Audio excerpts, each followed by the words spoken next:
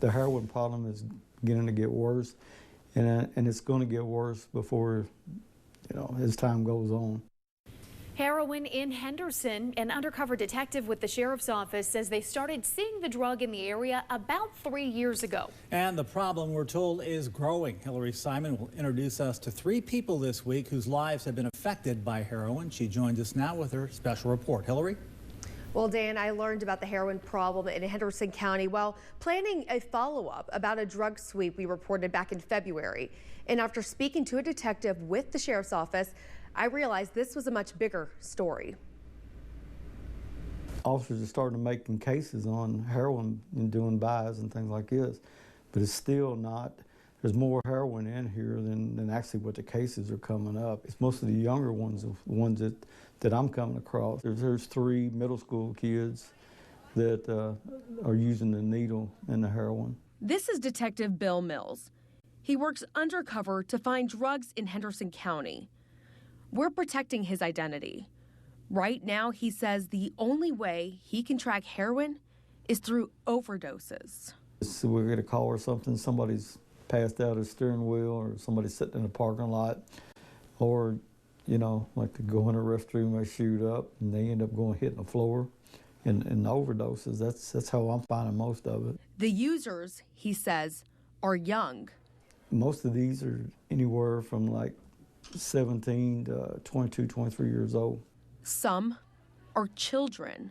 I got a call one night from out of the Kangaroo by the high school. As we approached the car, he was sitting in the car, and he had a school book draped across his lap.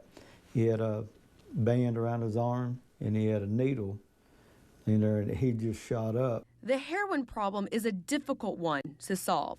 Detective Mills says more action needs to happen. Sometimes, he says, getting arrested can save a life. There was one, it was a young lady. She had multiple overdoses on heroin and Suboxone. Her mother was aware of it. She told me what she had, the medication stuff she was using plus the heroin. And I advised her that she was going to be charged for it. Due to the fact that if, you can't continue overdosing on drugs, eventually she's going to be making funeral arrangements instead of going to the hospital. Well, Hillary, what did the detective say about how the heroin is getting into Henderson? Well, he said it's coming from the surrounding cities like St. Louis, Detroit, Indianapolis, Chicago. But what's so tough about this drug is that the only way they're finding it is this through overdoses. He says it's not on the streets. They're actually having to find it through different ways like that. So that's one of the things that's going on. But over the next 2 days, you're going to hear from a recovering addict who describes what this drug did to her life, and you're also going to hear from a mom of a Henderson teenager who just finished treatment. All right, we'll look forward to that. Hillary, thanks. There was times that I would pray to God for it to stop, but I didn't. There was nothing I knew to do. Our special report, Heroin in Henderson, continues this morning. Yesterday, we heard from an undercover detective who says the heroin problem is growing, and the people who are using it are as young as in middle school. Today, we'll hear a recovering addict story. Lonnie Brown is 3 months away from finishing her time with the Henderson County Drug Court. It's a state-funded program designed to help address drug addiction. In June, she'll celebrate being 3 years clean. Hillary Simon spoke with Lonnie about how she got hooked and her struggle to recover. I started drinking when I was about 13 or 14, and then it led into different things, smoking pot, pain pills, and then that eventually led to me doing heroin. At 25 years old, Lonnie says she feels lucky to be alive. She grew up in Meade County between Owensboro and Louisville. She got addicted to heroin when she was just a teenager. I thought it was something that I loved, that it was fun doing, but it feels like it's a demon inside of you. A demon that never left. It was kind of a way of life for me, but I do know that I didn't have any motivation to do anything. I was very lazy, and it just made me pretty chill. Like, I didn't really get much done. She saw 2 of her friends OD on heroin, but that wasn't enough to get her to seek help.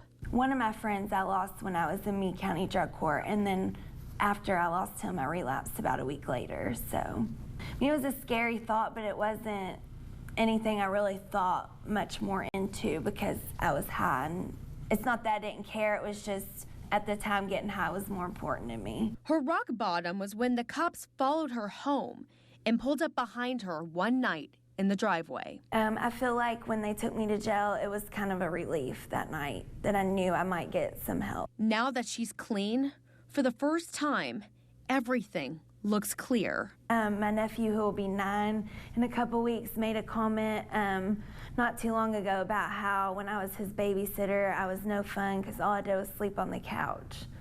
So it kind of stung a little bit right there. Now, the woman in this photo is not the woman you see now. I'm not going to say that I've got my life back because I don't think I ever really had a life before, but I've created a new life. And it's a great feeling. Now, coming up tomorrow morning, we'll have a Henderson mother's struggle of helping her teen son get clean and her message to parents.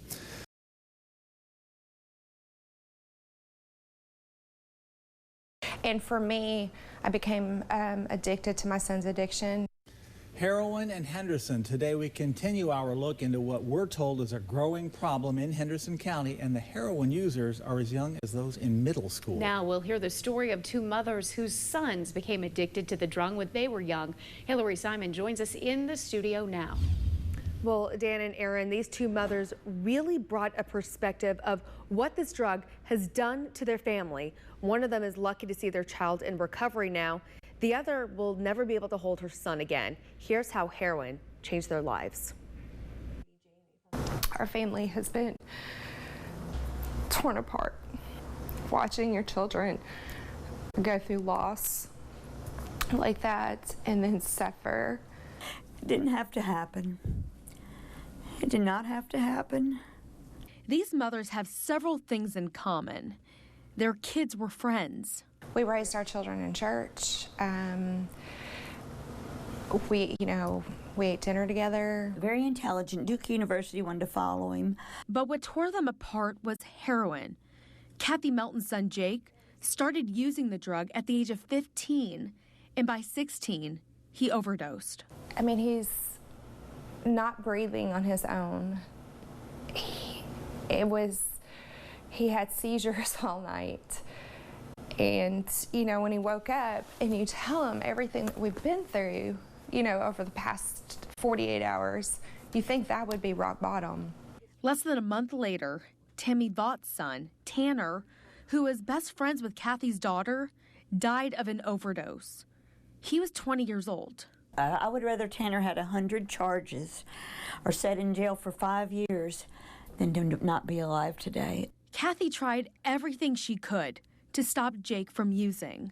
I knew through word of mouth from my daughter who was selling, and one of the young men that was supplying heroin here, he was in my daughter's class. She's 18. And that's who Tanner was getting his heroin from. And a little girl that my daughter cheered with, she just got arrested for trafficking heroin. She's 20. She soon realized this drug was much bigger than her. And the hardest thing was realizing that I was not in control. I could not control this. And that I had to just step back and love him through it. And luckily she can. He's 4 months out of treatment, working in Louisville. As for Tammy, all she has now are pictures and memories of her son. Obviously a heart-wrenching situation for any family involved, but Hillary, since you've been working on this series, you've seen some kind of positive things coming through. Yeah, more people have been emailing me since the series started on Monday, and people are telling me, we are seeing this as a problem. Several people have reached out to me, told me that they're seeing it. They've talked to their child about it as well, so it's growing. Yeah, and we talked about this at 5. I think a good reminder for people who are just tuning in now, warning signs that these people who've been through it, say other parents or friends, should be looking out for. Yeah, if they're tired a lot, if their appetite changes, if they're asking for money, they told me those are some signs to be looking for. But the biggest thing is that when you do see those, don't be quiet. Do something and make an effort to help them. Yeah, okay. Well, great reporting, and we appreciate that look to it. You can check out all 3 parts of that special report at 14news.com. Hillary, thanks.